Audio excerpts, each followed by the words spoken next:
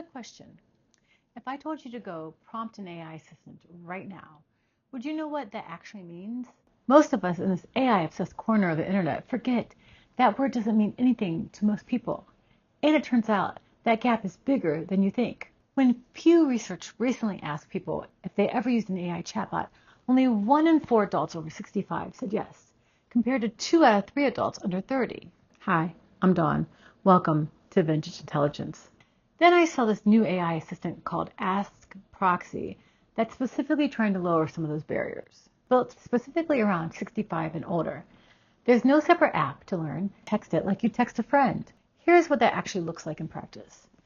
Say someone texts something like, my grandson changed something on my iPhone and now I can't find my photos. No prompt structure, no keywords, just how you'd actually say it out loud to a person.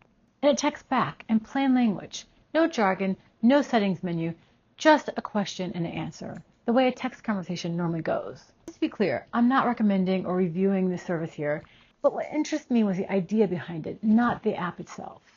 Honestly, my first reaction to this was a little skeptical. Isn't that basically the same thing? You're typing words into a box and getting words back. How much easier is a text thread really than a prompt box? A messaging app isn't new to anyone. It's not a new icon to find, not a new login, not a, wait, is this the right app moment? You're doing the exact same physical action you already do 50 times a day. Texting your kid or a friend. Zero new anything. Technically similar, psychologically different. Someone knows exactly how to text, my grandson changed something and now I can't find my photos. What they might not know is that they're allowed to type that exact sentence into ChatGPT. Here's what I don't want this video to be. A commercial for one app. What actually matters is the question underneath it. Maybe people don't need to learn how to use AI. Maybe AI needs to get better at meeting people where they are. Spend enough time around AI and suddenly everybody's talking about prompts and agents and workflows. And meanwhile, somebody who's never opened ChatGPT is still wondering what they're even supposed to type into the box. Maybe the problem isn't that people aren't ready for AI. Maybe we're asking people to learn the language of the tool before we've shown them why they want the tool in the first place. For those of us who use AI all the time, the blank prompt box feels like freedom. But if you've never used it before, that same blank box can feel like a test you weren't given the instructions for.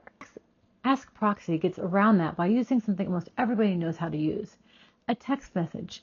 Not because older adults can't learn new things.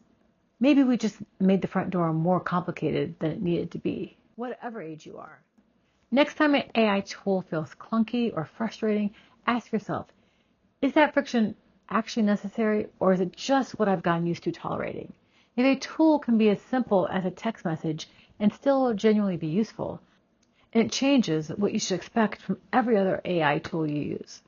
So the next time you hear someone say AI just isn't for them, maybe that's not resistance at all. Maybe the front door was never built with them in mind. I'm Dawn. This is Vintage Intelligence, and I'll see you in the next one.